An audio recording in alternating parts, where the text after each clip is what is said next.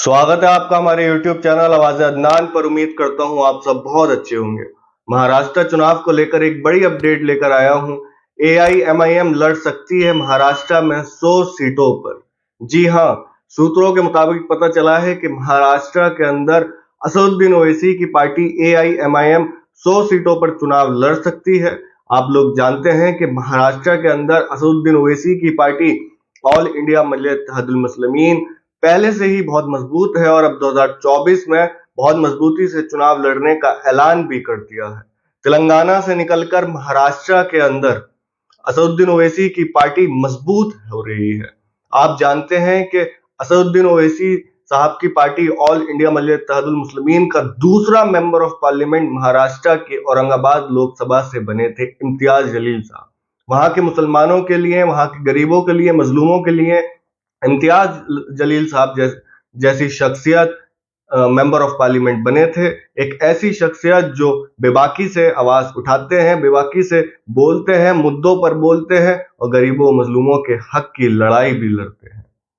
तो अब महाराष्ट्र के अंदर असदुद्दीन ओवैसी की पार्टी और मुसलमानों का यह देखना है, यहां तक कि महाराष्ट्र के मुसलमानों का यह देखना है कि अभी कुछ महीनों में महाराष्ट्र में चुनाव होना है और चुनाव में महाराष्ट्र के मुसलमान देख रहे हैं कि AIMIM कितनी मजबूती से और कौन कौन सी सीट पर चुनाव लड़ेगी।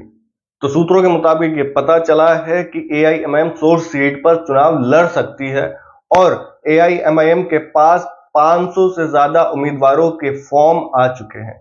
500 से ज्यादा लोगों ने चुनाव लड़ने की का फॉर्म दिया है कि हम AIMIM से चुनाव लड़ना चाहते हैं। लेकिन अब देखना यह है कि किसको टिकट होगा। मैंने आपको पहले भी बताया था, अब फिर बताता हूं कि 12 सीटें तो ऐसी हैं जहां पर मुस्लिम बहुमूल्य क्षेत्र हैं वो, और AIMIM वहां पर मजबूती से चुनाव लड़ेगी तो शायद जीत भी सकती है। मैं आपको दोबारा बता देता हूं। सबसे पहले है मालेगांव सेंट्रल, जहां से AIMIM के मौजूदा विधायक है मोहम्मद इस्माइल काजमी साहब, मुफ्ती हैं वो। उस मालेगांव सेंट्रल से 76.80% मुस्लिम पॉपुलेशन है।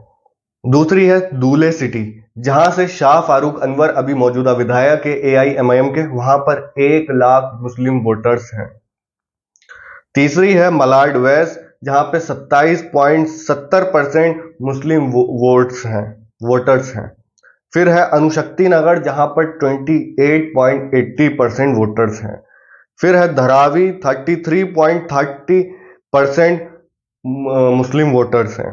Bandra east 33%, Mumbra Kalwa 43.50%, Aurangabad central 38.20%, Bhiwandi west 47.90%, Bhiwandi east 50.60%, Mumbra Devi 50.70%, Mankhurd Shivaji Nagar 53%, और एक सिटी है सोलापुर की, वहां पर भी तकरीबन 1,20,000 के पास आसपास मुस्लिम वोटर्स हैं। और AIMIM 2014 से 2019 में भी दूसरी पोजीशन पर आई थी, और अगर वहां से AIMIM जीतती है तो वहां पर सोलापुर विधानसभा से पहला मुस्लिम विधायक बनेगा।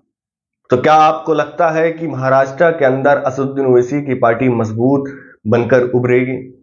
एक बात बता दूं कि महाराष्ट्र के अंदर गठबंधन में ही चुनाव हो रहा है। काफी पार्टियां चुनाव में हिस्सा ले रही हैं। एक तरफ महाविकास आघाड़ी है, एक तरफ NDA है, दोनों का गठबंधन है, तो दोनों मजबूती से चुनाव भी लड़ रहे हैं। उसी और अब महाराष्ट्र के लोगों के दिलों में, यानी कि ज्यादातर महाराष्ट्र के मुसलमानों की नजर असदुद्दीन ओवैसी की पार्टी AIMIM पर भी है कि ये कितनी सीटों पर चुनाव लड़ते हैं और चुनाव में कितनी मजबूती से ये आते हैं, उसके बाद सरकार में क्या ये हिस्सेदारी ले पाएंगे।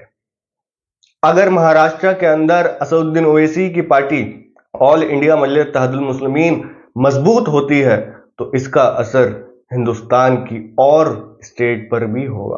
तारीखों का ऐलान हो चुका है। अगली वीडियो में आपको मैं तारीख बताऊंगा कि किस तारीख को महाराष्ट्र के अंदर चुनाव होना है। लेकिन उससे पहले आप मुझे ये बताएं कि आप ऑल इंडिया मजलिस इत्तेहादुल मुस्लिमीन के साथ हैं, मुझे कमेंट करके बताएं। आप लोग जानते हैं कि तेलंगाना में असदुद्दीन ओवैसी की पार्टी मजबूत है, वहां से 7 विधायक असदुद्दीन ओवैसी की पार्टी के हैं। वहीं बिहार में 2020 में 5 विधायक जीते थे।